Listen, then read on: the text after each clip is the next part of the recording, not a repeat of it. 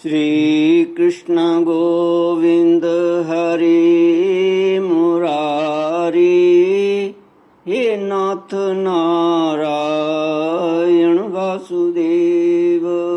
श्री कृष्ण गोविंद हरि मुरारी, हे नाथ नारायण वासुदेव। ओम नमो भगवते वासुदेवाय। ओम नमो भगवते वासुदेवाय।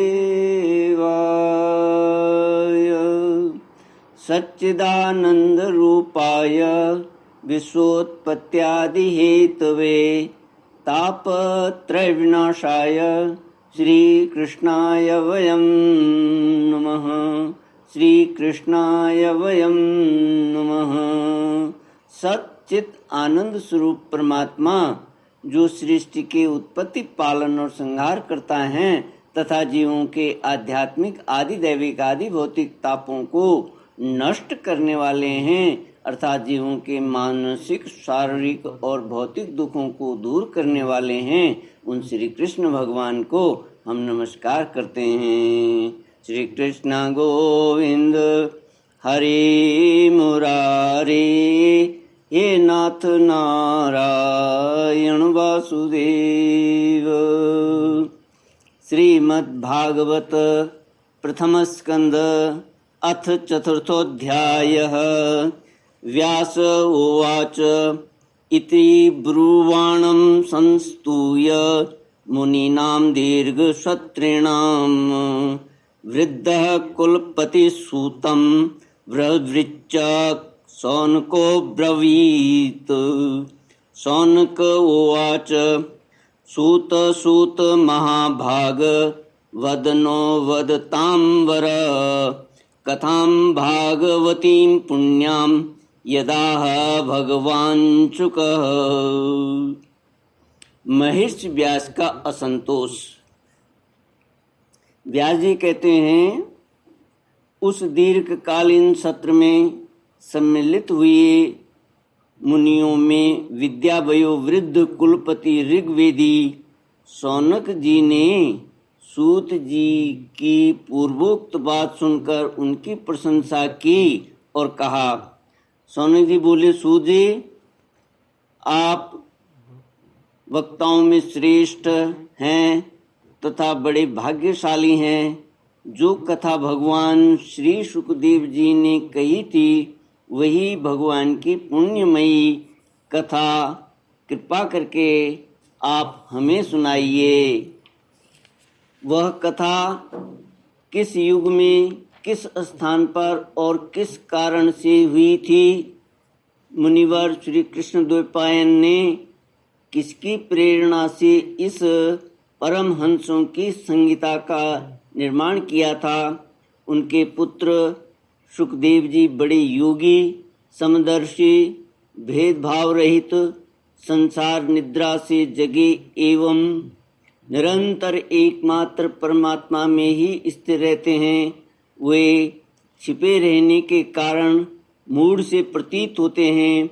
व्यास जी जब सन्यास के लिए वन की ओर जाते हुए अपने पुत्र का पीछा कर रहे थे, उस समय जल में स्नान करने वाली स्त्रियों ने नंगे सुखदेव को देखकर तो वस्त्र धारण नहीं किया, परंतु वस्त्र पहने हुए व्यास जी को देखकर लज्जा से कपड़े पहन लिए थे। इस आश्चर्य को देखकर जब व्यास जी ने उन स्त्रियों से इसका कारण पूछा, तब उन्होंने उत्तर दिया कि आपकी दृष्टि में तो अभी स्त्री पुरुष का भेद बना हुआ है, परंतु आपके पुत्र की शुद्ध दृष्टि में यह भेद नहीं है। कुरुजांगल देश में पहुंचकर हस्तिनापुर में वे पागल, गूंगे तथा जड़ के समान विचरते होंगे। नगरवासियों ने उन्हें कैसे पहचाना? पांडव नंदन राजऋषि परीक्षित का इन मौनी सुखदेव जी के साथ संवाद कैसे हुआ, जिसमें यह भागवत संहिता कही गई। महाभाग श्री सुखदेव जी तो गृहस्थों के घरों को तीर्थ स्वरूप बना देने के लिए उतनी ही देर उनके दरवाजे पर रहते हैं जितनी देर में एक गाय दुही जाती है। सूजे, हमने सुना है कि अभिमन्यु नंदन परीक्षित भगवान के बड़े प्रेमी भक्त थे। उनके अत्यंत आश्चर्यमय जन्म और कर्मों का भी वर्णन कीजिए। वे तो पांडव वंश के गौरव बढ़ाने वाले सम्राट थे। वे भला किस कारण से साम्राज्य लक्ष्मी का परित्याग करके गंगा तट पर मृत्यु पर्यंत अनशन का व्रत लेकर बैठे थे। शत्रुगण अपने भले के लिए बहुत सा धन लाकर उनके चरण रखने की चौकी को नमस्कार करते थे। वे एक वीर युवक थे। उन्होंने उस दुस्तज्य लक्ष्मी को अपने प्राणों के साथ भला क्यों त्याग देने की इच्छा की। जिन लोगों का जीवन भगवान के आश्रित है वे तो संसार के परम कल्याण, अभ्युदय और समृद्धि के लिए ही जीवन धारण करते हैं। उसमें उनका अपना कोई स्वार्थ नहीं है। उनका शरीर तो दूसरों के हित के लिए था। उन्होंने विरक्त होकर उसका परित्याग क्यों किया। वेदवाणी को छोड़कर अन्य समस्त शास्त्रों के आप पारदर्शी विद्वान हैं। सूजी, इसलिए इस समय जो कुछ हमने आपसे पूछा है वह सब कृपा करके हमें कहिए। सूजी ने कहा, इस वर्तमान चतुर्युगी के तीसरे युग द्वापर में महर्षि पराशर के द्वारा वसु कन्या सत्यवती के गर्भ से भगवान के कलावतार योगीराज व्यास जी का जन्म हुआ। एक दिन वे सूर्योदय के समय सरस्वती के पवित्र जल में स्नान आदि करके एकांत पवित्र स्थान पर बैठे हुए थे। महर्षि भूत और भविष्य को जानते थे। उनकी दृष्टि अचूक थी। उन्होंने देखा कि जिसको लोग जान नहीं पाते, ऐसे समय के फिर से प्रत्येक युग में धर्म संकरता और उसके प्रभाव से भौतिक वस्तुओं की भी शक्ति का ह्रास होता रहता है। संसार के लोग श्रद्धाहीन और शक्ति रहित हो जाते हैं।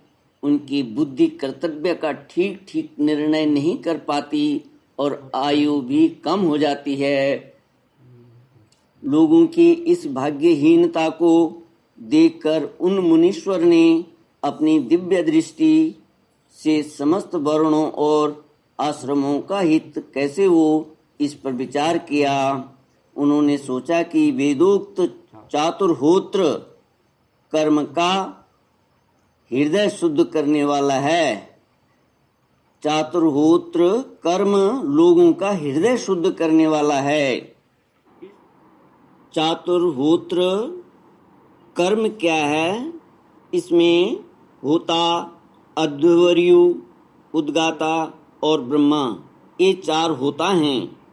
इनके द्वारा संपादित होने वाले अग्निष्टोमादि यज्ञ को चातुर्होत्र कहते हैं। तो यह चातुर्होत्र यज्ञ कर्म लोगों का हृदय शुद्ध करने वाला है। इस दृष्टि से यज्ञों का विस्तार करने के लिए उन्होंने एक ही वेद के 4 विभाग कर दिए। व्यास जी के द्वारा ऋग, यजु, साम और अथर्व, इन 4 वेदों का उद्धार पृथक्करण हुआ। इतिहास और पुराणों को 5वां वेद कहा जाता है। उनमें से ऋग्वेद के पैल, सामगान के विद्वान जैमिनी,